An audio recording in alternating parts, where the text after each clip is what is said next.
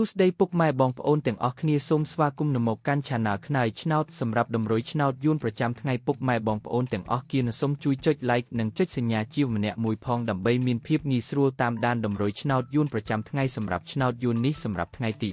9 ខែវិច្ឆិកាឆ្នាំ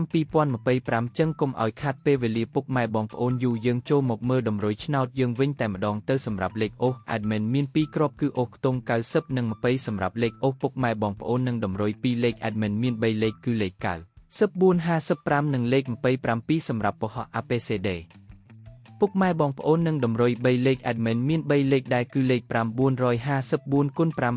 567គុណនិង244គុណជាងពុកម៉ែបងប្អូនអាចយកទៅផ្សងសំណាងបានបងប្អូនសូមឲ្យហេងទំៀងអស់គៀនពុកម៉ែបងប្អូន Admin សូមជម្រាបលាពុកម៉ែបងប្អូនសូមជូនពរសុភាពល្អសំណាងល្អទាំងអស់គ្នា